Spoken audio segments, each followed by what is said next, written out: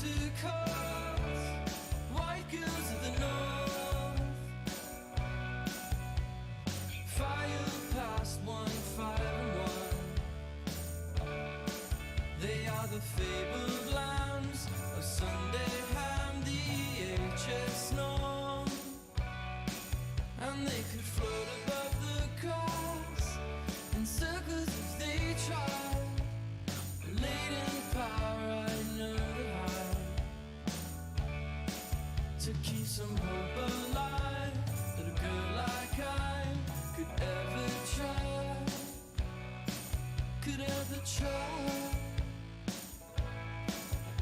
So we just skirt the hallway signs, a phantom and a fly. Follow the lines and wonder why there's no connection, and weak of rolling eyes and cheap shots from the tribe. And we're off to Newmarker's porch again. Another afternoon with the goat head tunes and pilfered booze. We wandered through the mama's house, the milk from the window lights, family portrait circa 95. This is that foreign land with the sprayed on tans, and it all feels fine. Be a circle slide.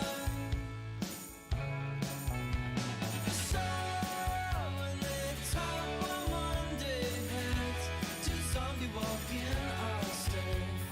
This town seems hardly worth the time, and we'll no longer memorize or rhyme too far along in our prime. Stepping over with my towers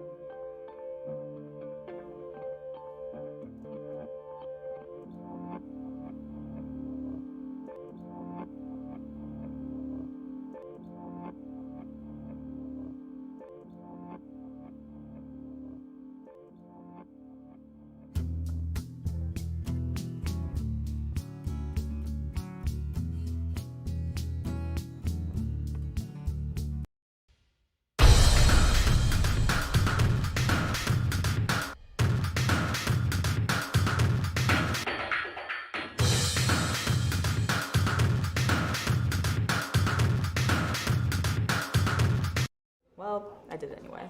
Good morning, Carmel. I'm Maddie Riley. And I'm Samantha Washika. It's 8:03 a.m. Let's get into some current events. August 12th, Ryan Bogwart went missing after going on a kayaking trip. Crew recovered his capsized kayak, his car, his fishing pole, wallet, keys, and the day before, he took out a $375,000 life insurance policy. The Sheriff's County also reported that he was communicating with a woman in Uzbekistan. When it was revealed he faked his death, everyone was shocked. The Green Lake Sheriff's Office will now work to identify all crimes committed and anyone who assisted with those crimes. A semi-crash caused long delays this morning in the south suburbs. The crash happened around 12:27 a.m. on the northbound lanes of the I-55 approaching Joliet Road and the I-355 in Bolingbrook. The semi-truck hit a concrete barrier and rolled over, according to ISP. Two left lanes were blocked as of 5:30 a.m., and the backup was about 6 miles long. It is unknown if there were any serious injuries. On Monday, 2 U.S.-based planes were struck with bullets while flying over Haiti's capital. A Spirit Airlines flight was shot at flying over Port-au-Prince. The airlines put out a statement saying one crew member faced minor injuries. The bullet projected through the plane into the main cabin. We pray everyone is safe. That's all for current events. Next up, a video with Gabby Osorio about Veterans Day. Celebrate, honor, and thank those who served in the United States Armed Forces. Veterans Day began in 1938, first known as Armistice Day. It was established to remember the armistice, or agreement, that had been signed back on November 11, 1918, marking the end of World War I Veteran Day. It is also an opportunity to acknowledge the courage and dedication of veteran service to our country. I am honored to be the daughter of an Army officer and fortunate for the opportunity to share a brief snapshot of my father's 27-year military career and his unwavering service for our country. My father's career afforded him the unique privilege to serve in 6 of the Army's 10 divisions. His duty stations spanned across numerous assignments in the United States, but also included 5 overseas deployment tours to countries far from home. Throughout these years, his commitment to his country, his fellow soldiers, and the mission never wavered. As a child of a soldier, I grew up with a deep understanding of the sacrifices military service requires. My father's sacrifices include missing the birth of two of his children, myself included. I can't imagine how difficult that decision was for him, but I do know that it speaks for the incredible dedication he had, not only to the country, but to the values and duty and service which he has always believed are greater than any personal sacrifice. I remember missing my dad during his deployments, moving from place to place, and the constant uncertainty of his return. But what stands out the most in my memories is the sense of pride my father carried, not just in his work, but in his belief that he was part of something much bigger than himself. His dedication wasn't just to the uniform or the mission, but the people he served alongside, and the country he swore to protect. Veterans Day is a time for all of us to reflect on those sacrifices made by those who have worn the uniform, but also a reminder that the impact of the military service extends beyond the individual veteran. The families of veterans deserve equal recognition for supporting their sacrifices. The lessons I learned growing up in a military family, resilience, adaptability, and respect for service, are gifts that I stay with me every day. As we take this time to honor veterans, let's remember that their service is a testament to their values of courage, sacrifice, and loyalty that make our country strong. And while we acknowledge their service today, we also must continue to support them throughout their lives long after they take off their uniforms. Whether it's through advocacy, offering a hand when needed, or simply expressing our gratitude. It's our responsibility to ensure that veterans are never forgotten. To all the veterans here today, and to those who are no longer with us, I thank you from the bottom of my heart for your service. And to my father, Chief Warrant Officer Mario Osorio, thank you for your 27 years of dedication and for example of service you've shown me and our family. Good morning, Carmel. I'm Grady Wagger. And I'm Isaac Vineyard. Now on to college sports. First up for college football is the Alabama vs. LSU game. Alabama blew out LSU 42-13. This now puts Alabama ranked at number 9 and LSU at ranked 21. Next up for college football is the BYU game. BYU played Utah. This was a very close rivalry game, but BYU pulled out the win, 22-21. BYU is now ranked number 7. Lastly for college football is the Indiana vs. Michigan game. Indiana beat Michigan 20-15. Indiana is one of the best teams in college football, being ranked at number 5. This is one of their best seasons. Now for Week 10 in the NFL. The Bears lost in a rough game to the New England Patriots with a final score of 3-19.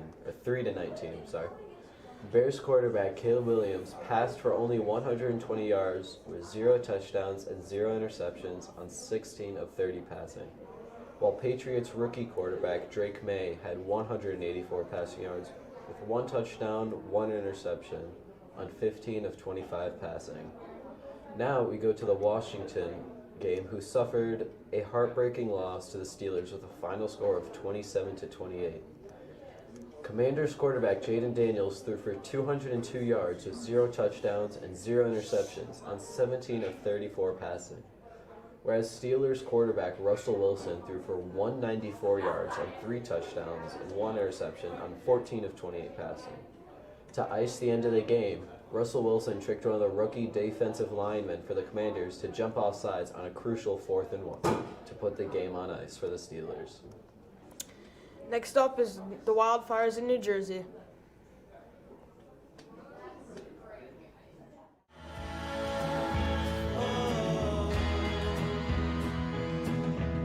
Can't you feel the night?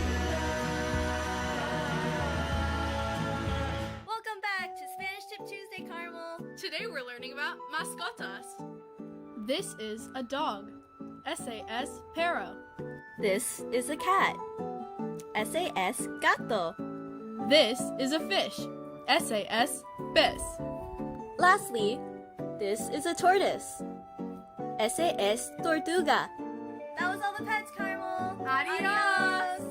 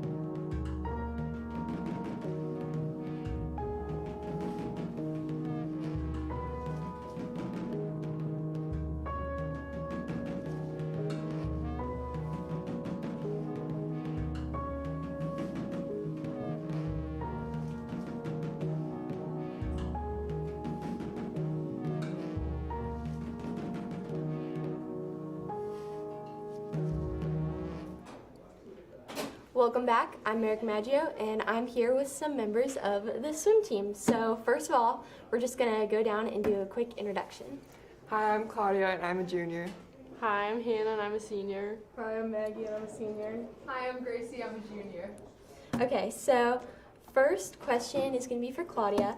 So how did sectionals go? We know when was sectionals? It was pretty recent. Yeah. And who competed in sectionals? So sectionals was last weekend on Saturday. I think all of us did pretty good. We also have Maya Hernandez and Lily Drew that swam with us. And it was a fun experience. I really enjoyed it, and it was just awesome to have to swim with the seniors for the last time. Yeah, that's awesome.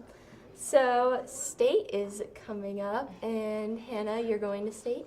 Yes, it's on Friday. It's at the FMC Natatorium in Westmont, and I'll be swimming the 100 back. Okay, so for the viewers, could you tell us a little bit, Maggie, about how swim team works? We don't have a pool here, so for the viewers. So we have our own club teams that we swim with. Some of us are on the same club team, so that's what we practice with, and then we swim sectionals in state with Carmel. Got it. So preparation for sectionals, how's that gonna go? So, I mean, for sectionals, we just, had our own practices. We went through the process of tapering, which is reducing the amount of yardage for practice, and that's basically how we prepare for sectionals, and also just doing, team bonding exercises and stuff like that. So. That's great. So thank you guys so much, and CDN will be right back Next, we have Hannah West will be talking with us about some New Jersey wildfires. Okay, welcome back home, Catholic. I'm Hannah West, and today we're going to be looking at the wildfires that take place in New Jersey and New York. Ever since early October, responders in New Jersey have been called in to deal with 537 fires across the state, which is nearly 500 more than last year. New York has also been hit hard by these fires with an air quality advisory, forcing some to stay indoors. This air quality advisory was caused by intense smoke after another fire in Prospect Park. Another fire has been put out and the winds have shifted. The elderly and young children are still advised to spend less time outside. In addition to this, New York faces its first drought watch in nearly 20 years, even with the impending rainfall. If the reservoirs don't fill up soon, the watch may escalate to a warning and then to an emergency. Experts say that there's a high chance that these increased numbers of wildfires, which have doubled over 2 decades, are caused by a hotter and drier climate. In other words, climate change. We'll keep you updated as this develops. I'm Hannah West, and now to announcements with Umberto. Darling, we're up against it, and there is no time for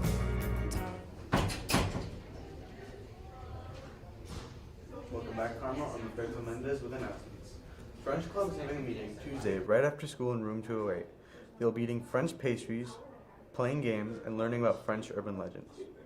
Congratulations to senior Izzy Bing for setting a new school record of 17 minutes and 23 seconds for the 3 miles, and earning an all-state status for the 3rd year in a row, placing 11th in a race. Carmel is hosting a wrestling club for kids in grades 1 through 8. If you know anybody who may be interested, stop by room 105 and see Mr. Kuykendall for more information. Congratulations to Jaden Eckenberg, Brianna Brinks, and Claire Heron